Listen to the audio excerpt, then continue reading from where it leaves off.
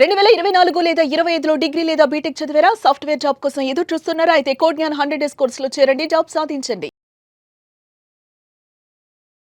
నమస్కారం, welcome to Suman TV. నేను మీ anchor సరి. మార్చ్ మాస ఫలాలు ఏ విధంగా ఉంటుంది, ద్వాదశ రాశుల వారికి అండ్ వారు ఏ ఏ సందర్భాల్లో జాగ్రత్తలు తీసుకోవాలి, వీటి గురించి ఈ రోజు క్లియర్గా ఇన్ఫర్మేషన్ ఇవ్వడానికి మనతో పాటు ఉన్నారు వేదిక ఆస్ట్రాలజర్ ఉమా గారు. అడిగి తెలుసుకునే ప్రయత్నం చేద్దాం. నమస్కారం ఉమా గారు. నమస్తే అమ్మా.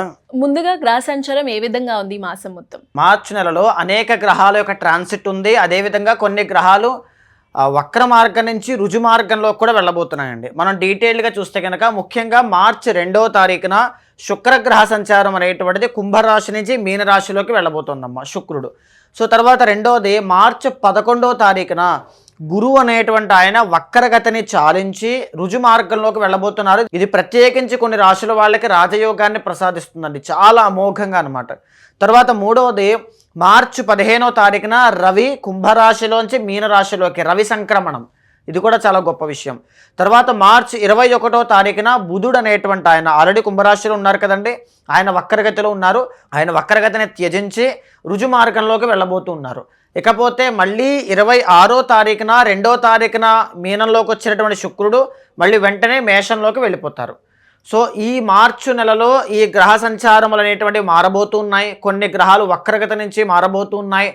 సో దీనివల్ల అనేక భిన్నమైనటువంటి మార్పులు మార్చి నెలలో అయితే చోటు చేసుకోబోతున్నాయండి. ఆర్థికంగా, ఉద్యోగపరంగా, వ్యవహారికంగా, పనుల విషయంలో, ఆరోగ్య విషయంలో, అన్ని విషయాల్లోనూ కూడా అనేక రకాల మార్పులు అయితే ప్రతి రాశి వాళ్ళకే కనబడబోతున్నాయమ్మా. గ్రహ సంచారం ఆధారంగా కన్యా రాశి వారికి విద్యపరంగా, ఆరోగ్యపరంగా, విదేశీ పరంగా, సంతాన పరంగా ఎలా ఉంటుంది మార్చి మాసం మొత్తం, అండ్ ఏ సందర్భాల్లో జాగ్రత్తలు తీసుకోవాల్సిన అవసరం ఉందంటారు? తప్పకుండా అమ్మ. కన్యారాశి వాళ్ళకి మనం తీసుకుంటే కనుక ఆల్రెడీ గురుబలము లేకపోయినా సరే మిగతా గ్రహ సంచారముల వల్ల ఖచ్చితంగా పాజిటివిటీ అనేటువంటిది చూస్తూ ముందుకు వెళ్తూ ఉన్నారండి. ఒక్కొక్కటిగా ఒక్కొక్క గ్రహ సంచారాన్ని మనం చూసుకుంటూ ముందుకు వెళ్తే జన్మ దశమాధిపతి ఫస్ట్ అండ్ 10th లార్డ్ అయినటువంటి బుధుడు వీళ్ళకి 6వ స్థానంలో యోగదాయకంగా ఉన్నారండి. దీన్ని మించినటువంటి యోగం లేదు.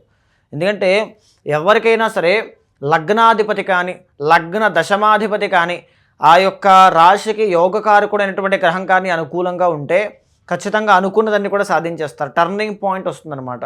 సో ఇక్కడ ఏంటి అంటే ఫస్ట్ అండ్ 10th లార్డ్ అయినటువంటి బుధుడు కన్యా రాశి వాళ్ళకి 6వ స్థానంలో యోగదాయకంగా ఉండడం, వ్యాపారంలోనూ వృత్తిలోనూ ఆరోగ్యపరంగా ఏ సమస్యలు రావని కాదండి, ఏ సమస్య వచ్చినా దాన్ని ఓవర్కమ్ చేసేటువంటి కెపాసిటీ వీళ్ళు డెవలప్ అవుతుందన్నమాట. అది చాలా బాగుంది. అయితే సెకండ్ అండ్ 11th లార్డ్ అయినటువంటి శుక్రగ్రహ సంచారము ఏ విధంగా ఉందో మనం చూద్దామండి. సెకండ్ అంటే ఏంటి అంటే డబ్బు, ఎవరికైనా మనీ అనేటువంటిది important. Second and 11th lord అంటే ధన లాభస్థాన అధిపతి అయినటువంటి శుక్రుడు 7వ స్థానంలో అనుకూలంగా లేరు, శనితో పాటు ఉన్నారు. దీనివల్ల రావాల్సిన బిగ్ అమౌంట్స్ ఏదైనా ఆగిపోవడము, లేకపోతే ఫినాన్షియల్గా చిన్న ట్రబుల్స్ అనేటువంటివి, సేవింగ్స్ లేకపోవడం కానీ, విద్యాపరంగా ఆటంకములు కానీ, కుటుంబంలో ఒత్తిడి కానీ ఇలాంటివి చూసేటువంటి అవకాశాలు ఎక్కువగా ఉంటాయండి శుక్ర బలం లేకపోవడం వల్ల. సో కన్యారాశి వాళ్ళు మాకు మనీ రావాలి, మా పిల్లలు కన్యారాశి వాళ్ళు ఉన్నారు, వాళ్ళు ఎడ్యుకేషన్లో బాగుండాలి, ఫ్యామిలీ పరంగా తల్లిదండ్రులతో భార్యాభర్తల మధ్యలో అన్యోన్యత బాగుండాలి, శుక్రబలం లేదు కాబట్టి అలాంటివి ఏమైనా ఉంటే శుక్రవారం నాడు మహాలక్ష్మీదేవికి కుంకుమార్చన చెయ్యండి. దీనివల్ల మీకు చాలా బాగుంటుంది. తర్వాత 3rd అండ్ 8th లార్డ్ అయినటువంటి కుజగ్రహ సంచారాన్ని మనం బాగా చూస్తే ఆ కుజుడు కూడా మీకు 6వ స్థానంలో యోగదాయకంగా ఉన్నారండి. ఇప్పటిదాకా తీవ్రంగా అప్పులు అనేటువంటివి మేము చూసామండి, అనారోగ్య సమస్యలు విపరీతంగా చూసాం, బాధలు, కష్టములు చాలా తీవ్రంగా చూసాం. లాంటివి ఏవైనా ఉంటే అవన్నీ కూడా ఉపశమనము అనేటువంటిది కనబడుతుంది. బికాజ్ ఆఫ్ కుజుడు 6th హౌస్లో యోగదాయకంగా ఉన్నారు. సిబిలింగ్స్తో కానీ కొలీగ్స్తో కానీ మంచి రిలేషన్ ఏర్పడుతుంది. అనుకున్న విషయాలన్నీ కూడా ముందుకు వెళ్ళిపోతాయి, పనులన్నీ కూడా సకాలంలో పూర్తవుతాయి. ఇంకొక మాట ఏంటి అంటే కోర్టు సమస్యలతో ఇబ్బంది ఎవరైనా పడుతూ ఉన్నా, మా ల్యాండ్ సేల్ అవ్వట్లేదు, మేమేదో ఒక ల్యాండ్ కొనాలనుకుంటూ ఉన్నాం, అమ్మాలనుకుంటూ ఉన్నాం, గొడవలు, సెటిల్మెంట్లు, తగాదాలు, క్లాషెస్ లాంటివి ఉన్నాయి, అవి సాల్వ్ అవ్వాలి అని అనుకుంటూ ఉన్నాం, ఇలాంటివి ఏవైనా ఉంటే అవి కూడా మీకు ఈ మాసంలో సాల్వ్ అవుతాయండి. బెటర్మెంట్ తప్పకుండా కనబడుతుంది.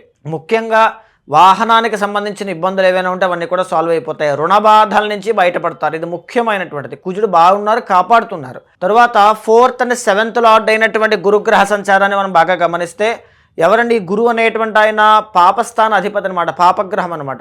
కన్యారాశి వాళ్ళకి దశమంలో ఉన్నారు, మిథునంలో. దీనివల్ల మెరిటల్ లైఫ్లో చిన్న చిన్న ఇష్యూస్ అనేటువంటివి చూడడం, వ్యాపారంలో కొద్దిపాటి చికాకులు రావడం, సప్తమాధిపత్యం. ఇక్కడ బుధుడు బాగున్నారు, వ్యాపారానికి కారకుడు, బట్ గురుడు అనేటువంటి ఆయన బాగాలేదు, వ్యాపార స్థాన అధిపతి. సో వ్యాపారం అనేటువంటిది మిశ్రమంగా కనబడుతోంది, గురువు బాలేదు కాబట్టి. మెరిటల్ లైఫ్ అంటే ఎందుకంటే సప్తమాధిపత్యమైనటువంటి గురువు అనేటువంటి ఆయన మిథునంలో వక్రగతి నుంచి చాలించి రుజుమార్గంలోకి వస్తున్నారు కాబట్టి చిన్న చిన్న మెరిటల్ లైఫ్లో డిస్టర్బెన్సెస్ కానీ, పెళ్లి పోస్ట్ పోన్ అవ్వడం కానీ, వ్యాపారంలో ఒడిదుడుకులు కానీ, కుటుంబపరమైనటువంటి ఒత్తిడి కానీ ఇలాంటివి చూస్తారండి. గురుబలం పరిపూర్ణంగా లేదు. పెద్ద పెద్ద అమౌంట్స్ అయితే కొద్దిగా ఆగే అవకాశములు ఎక్కువగా ఉంటాయి. తర్వాత పంచమ షష్టాధిపతి అయినటువంటి శని సప్తమ స్థానంలో ఉన్నారు.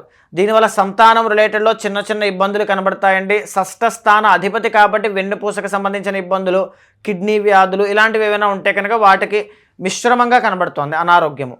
ఇక్కడ అసలైనటువంటి ముఖ్యమైన పాయింట్ ఏంటి అంటే 6వ స్థానంలో 5 గ్రహాలు ఉన్నాయమ్మ.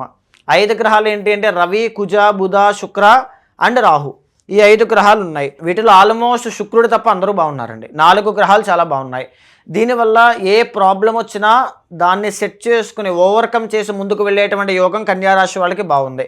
ఈవెన్ అది మనీ కానీ, కెరీర్ కానీ, హెల్త్ కానీ, రిలేషన్షిప్ కానీ, ఆర్ బిజినెస్ కానీ, ఏదైనా రుణ బాధలు, శత్రువులు, అప్పులు ఏదైనా కావచ్చండి, అన్నీ కూడా వాటిని ఓవర్కమ్ చేసేటువంటి యోగం మార్చి మాసంలో వీళ్ళకి కనబడుతోంది. అది చాలా అనుకూలంగా ఉందమ్మా. అయితే ముఖ్యమైనటువంటి పాయింట్ ఏంటి అంటే గురు బలము లేదు. రెండోది ఏంటి అంటే శుక్రబలం లేదు. ఈ రెండూ కూడా ఎప్పుడైతే పెరుగుతాయో అన్స్టాపబుల్ సక్సెస్ అయితే ఈ మాసంలో ఉంటుందండి, గురు అండ్ శుక్ర. దీనికోసం ఏం చేయాలి? గురువారం కేజీంపావు శనగలు దానంగా ఇవ్వాలి. శుక్రవారం నాడు కేజీంపావు బొబ్బర్లు దానంగా ఇవ్వాలి. ఈ రెండిటి వల్ల తప్పకుండా కన్యారాశి వాళ్ళకి మంచి శుభ ఫలితాలు కనబడతాయండి. అండ్ అలాగే ఈ మాసంలో వీళ్ళకి కలిసి వచ్చే రంగు ఏంటో మా గారు? ఈ మాసంలో వీళ్ళకి అద్భుతంగా బుధుడు బాగున్నారు కాబట్టి ఆకుపచ్చ రంగు చాలా బాగుంటుందమ్మా. కలిసి వచ్చే నెంబర్ 5 చాలా బాగుంటుందండి. కలిసి వచ్చే వారం బుధవారం చాలా బాగుంటుందమ్మా. ఏ దేవత ఆరాధన చేస్తే బాగుంటుంది? ముఖ్యంగా శివ ఆరాధన, మహాలక్ష్మీదేవి ఆరాధన ఎక్కువగా చేయండి. గురు శుక్ర బలాల వల్ల మంచి చేకూరుతుంది. అండ్ ఇంకా ఎవరికైనా కూడా దీనికి సంబంధించి క్లియర్ గా ఇన్ఫర్మేషన్ తెలుసుకోవాలి అనుకునే వాళ్ళు మిమ్మల్ని అప్రోచ్ అవ్వాలి అంటే ఏ విధంగా ఉంటుందంటారు? తప్పకుండా అండి. ఇప్పుడు మనం మాట్లాడుకునే ప్రతిదీ కూడా గోచార అంశములండి. ఈ గోచార అంశములతో పాటుగా పర్సనల్ చార్ట్లో జాతకాన్ని చూసుకోవాలి, జాగ్రత్తలు పడాలి, రెమెడీస్ ఆచరించాలి అనుకున్నా, ఆర్ ఎనీ పర్సనల్ గైడెన్స్ కావాలి, ఒక ఆస్ట్రాలజర్గా ఎవరైనా ఉండాలి అనుకున్నా తప్పకుండా ఒక ఫ్యామిలీ మెంబర్ లాగా, ఒక ఆస్ట్రాలజర్ లాగా, ఒక బ్రదర్ లాగా, ఒక గైడర్ లాగా తప్పకుండా ఉంటాను. మీ జాతకాన్ని చూసిన తర్వాత గోచారంతో సమన్వయం చేస్తూ ఏదైనా దోషాలుంటే శాంతి పరిహారములు ఆచరింపచేసి భగవత్ అనుగ్రహం కలిగేలా చేస్తాను. థ్యాంక్ యూ మా గారు. Thank you so much. నమస్తే అమ్మా.